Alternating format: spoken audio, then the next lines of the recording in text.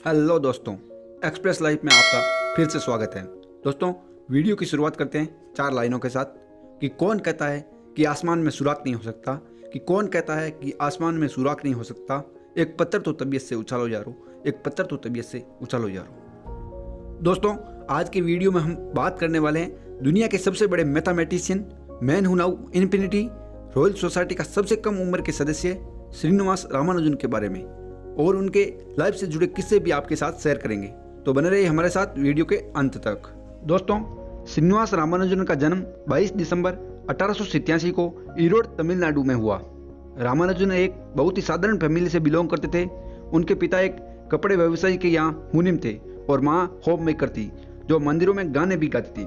बेहद साधारण परिवार में जन्म लेने वाले रामानुजन ने वो कर दिखाया जो शायद ही कोई कर पाए। बेहद कम उम्र में मैथ्स के थ्योरम लिखने वाले रामानुजन सिर्फ भारत के लिए ही नहीं बल्कि पूरी दुनिया के लिए मिसाल है। उनके जैसा मैथमेटिशियन आज तक नहीं हुआ।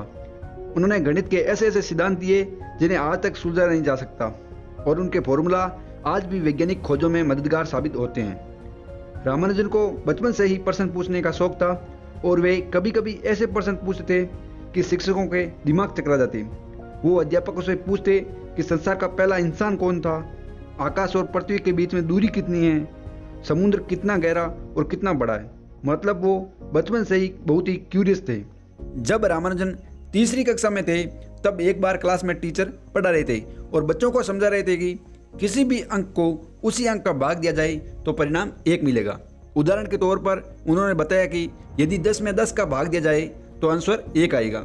इसी तरह यदि 3 आम को 3 लोगों में बांट दिया जाए तो प्रत्येक को 1 आम मिलेगा। सभी बच्चे इस बात को समझ रहे थे। तभी रामानुजन उठे और उन्होंने पूछा कि क्या हम जब शून्य को शून्य में भाग करेंगे तो क्या वह भी 1 के बराबर होगा? क्योंकि हम शून्य को शून्य में डिवाइड करेंगे तो आंसर 1 नहीं होगा। तो मास्टर के पास इस प्रश्न का उत्तर नहीं था, और इतनी कम उम्र के बच्चे को ऐसा प्रश्न पूछते देखकर वो भौचक्का रह गई, अचंभित हो गई। रामानुजन के घर की आर्थिक स्थिति इतनी अच्छी नहीं थी, इसलिए उन्होंने अपने घर पर 2 लड़कों को किराएदार रखा जो कि पास ही के गवर्नमेंट कॉलेज में पढ़ते थे। उन लड़कों को पता था कि रामानुजन गणित में बहुत अच्छे हैं, इसलिए वो हमेशा रामानुजन को गणित पढ़ाते थे। कुछ ही टाइम बाद रामानुजन उन दोनों लड़कों से गणित में अधिक जानकार बन गए। रामानुजन के स्कूल टीचर भी हमेशा कहते थे कि वो जीनियस है, क्योंकि जिन क्वेश्चन का हल बड़े बड़े प्रोफेसर नहीं कर पाते थे, रामानुजन उन्हें क्वेश्चन को बस कुछ ही मिनटों में कर देते थे। रामानुजन 3 घंटे के मैथ के पेपर को मात्र 30 मिनट में ही कर देते थे, और मात्र 13 साल की उम्र में ही लोनी द्वारा प्रसिद्ध ट्रिग्नोमेट्री को हल कर दिया, जिसे हल करने में बड़े बड़े विद्वान भी असफल हो जाते थे। स्कूल में रामानुजन बाकी सब्जेक्ट भी पढ़ लेते थे, इसलिए उन्हें कॉलेज के लिए फुल स्कॉलरशिप मिल गई। लेकिन कॉलेज तक पहुंचते पहुंचते उनका मैथ में बहुत ज़्यादा इंटरेस्ट हो गया और वो बाकी सब्जेक्ट में फेल होने लगे। लेकिन कॉलेज में सब जानते थे कि रामानुजन मैथ में बहुत अच्छे हैं। जिन क्वेश्चन को प्रोफेसर 15 से 20 स्टेप में करते थे, उन्हीं क्वेश्चन को रामानुजन 3 से 4 स्टेप में कर देते थे। लेकिन इसके बावजूद उनकी स्कॉलरशिप कैंसिल कर दी गई, क्योंकि वो बाकी सब्जेक्ट पढ़ नहीं रहे थे और उनमें फेल हो रहे थे। स्कॉलरशिप नहीं मिलने की वजह से उन्हें कॉलेज छोड़ना पड़ा। ये सब देखकर उनके परिवार वाले बहुत परेशान हुए, खासकर माँ, और उन्हें लगा कि अगर रामानुजन की शादी करा दी जाए तो उनके ऊपर रिस्पॉन्सिबिलिटी आ जाएगी और वो लाइफ को लेकर सीरियस हो जाएगी। इसलिए उनकी शादी जानकी से करा दी। उस वक्त जानकी की एज सिर्फ 10 वर्ष थी। जानकी ने बाद में बोटनी में PhD किया और उस उपाधि को पाने वाली वो पहली महिला थी। शादी होने के बाद रामानुजन को लगा कि अब उन्हें किसी तरीके से पैसा कमाना पड़ेगा, इसलिए वो नौकरी के लिए जगह जगह अप्लाई करने लगे। वो जहाँ भी नौकरी पाने जाते वहाँ वो अपने साथ मैथ्स की नोटबुक ले जाते और उन्हें दिखाते, लेकिन उन्हें कोई जॉब नहीं देता। लेकिन फाइनली उन्हें मद्रास पोर्ट ऑफ ट्रस्ट में एक अकाउंटिंग क्लर्क की जॉब मिल गई। वो सर फ्रांसिस और नारायण अय्यर के ऑफिस में जॉब करने लगे। नारायण अय्यर गणित के बहुत बड़े विद्वान थे। वो रामानुजन की प्रतिभा को पहचान गए और 30 रुपये पर महीना रामानुजन को देने लगे।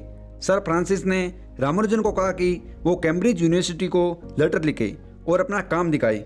और फाइनली रामानुजन ने 3 प्रोफेसर को लेटर लिखे, जिनमें से 2 प्रोफेसर ने उनके लेटर को रिजेक्ट कर दिया, लेकिन एक प्रोफेसर को उनका काम बहुत पसंद आया और वो लेटर देखकर ही जान गए कि ये इंसान जीनियस है।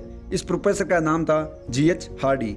उस समय G.H. हार्डी के पास कई लेटर आते थे, जिनमें लोग अपनी डिग्री, अपनी उपलब्धि बताते थे, लेकिन रामानुजन ने जो लेटर लिखा वो डिफरेंट था और बहुत ही इंटरेस्टिंग था। इसलिए बहुत यूनिवर्सिटी में मैथमेटिशियन को ये लेटर दिखाया जाता है। इस लेटर में इस प्रकार लिखा था कि डियर सर, मैं एक अकाउंटिंग क्लर्क हूँ मद्रास इंडिया में और मेरी 1 साल की सैलरी 20 पाउंड है। मैं 23 साल का हूँ। मेरे पास कोई यूनिवर्सिटी डिग्री नहीं है, बस मेरे पास स्कूल जितनी एजुकेशन है। मेरे पास जितना भी फ्री टाइम होता है मैं उसमें मैथमेटिक्स ही करता हूँ। मैंने डाइवर्जेंस थ्योरी पर भी काम किया है और लोकल मैथमेटिशियन उनके रिजल्ट को आउटस्टैंडिंग बोलते हैं।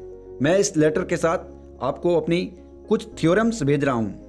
अगर आपको इन थ्योरम्स में कुछ वैल्यूएबल लगे तो मैं चाहता हूँ कि इन्हें पब्लिश किया जाए। Yours truly S Ramanujan.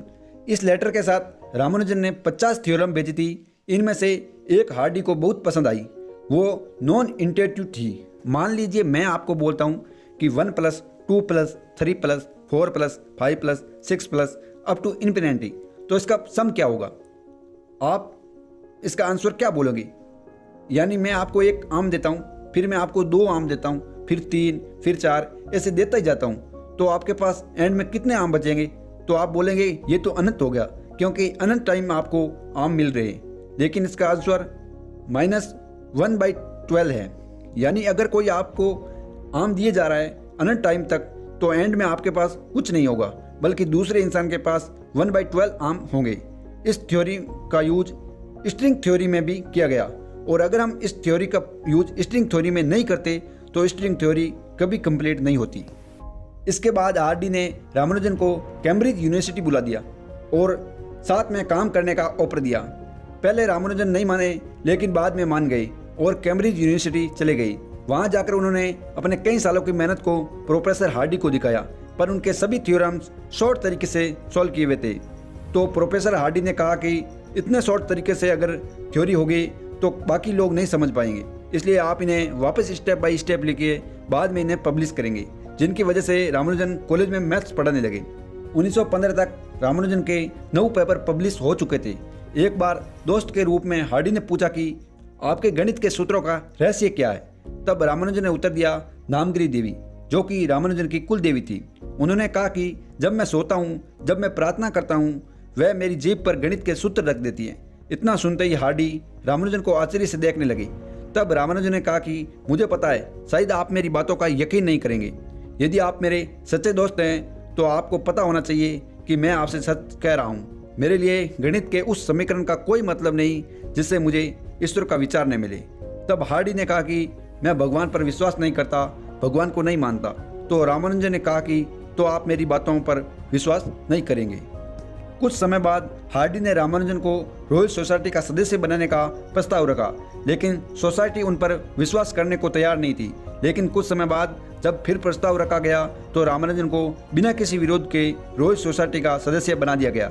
Ramanujan सबसे कम उम्र के रॉयल सोसाइटी के सदस्य हैं और रामानुजन से एस रामानुजन एफआरएस बन गई। जिन्हें नहीं पता एफआरएस क्या है, एफआरएस एक बहुत ही सिग्निफिकेंट ऑनर है जो कि बहुत ही फेमस साइंटिस्ट को मिला है, जैसे कि माइकल फैराडे, एल्बर्ट आइंस्टाइन। कुपोषण के कारण उनका स्वास्थ्य दिन ब दिन गिरता जा रहा था, क्योंकि उनको ट्यूबरकुलोसिस हो गया था। परिणाम स्वरूप उनके शरीर में विटामिन की कमी हो गई और डॉक्टरों की सलाह से उन्हें वापस भारत लौटना पड़ा। भारत लौटने के बाद भी रामानुजन गणित के शोध कार्य में पुनः लग गए, मगर स्वास्थ्य ने उनका साथ नहीं दिया और 26 अप्रैल 1920 को भारत के इस महान गणितज्ञ का निधन हो गया, वो भी बहुत ही छोटी अल्पायु में 33 वर्ष की उम्र में। उनकी मृत्यु की खबर सुनकर प्रोफेसर हार्डी ने कहा कि हम सब देख चुके हैं कि रामानुजन से पूर्व संसार में किसी भी व्यक्ति द्वारा इतनी कम आयु में गणित जैसे जटिल समझे जाने वाले विषय पर इतनी अधिक खोज नहीं की गई है। दोस्तों, रामानुजन हमेशा कहा करते थे कि गणित के बिना आप कुछ नहीं कर सकते। आपके आसपास सब कुछ गणित है, आसपास सब कुछ नंबर है। दोस्तों, अंत में मैं आपसे यही कहना चाहूँगा कि सफलता तब मिलती है जब आपके सपने आपके बहानों से बड़े हो जाते हैं, दोस्तों, अगर आपको ये वीडियो पसंद आया हो तो इसे ज़रूर लाइक करें, अधिक से अधिक शेयर करें और कमेंट करके ज़रूर बताएं कि अगला वीडियो किस टॉपिक पर बनाऊं। और ऐसे ही और वीडियो के लिए चैनल को सब्सक्राइब करके बेल आइकन को भी दबाइए।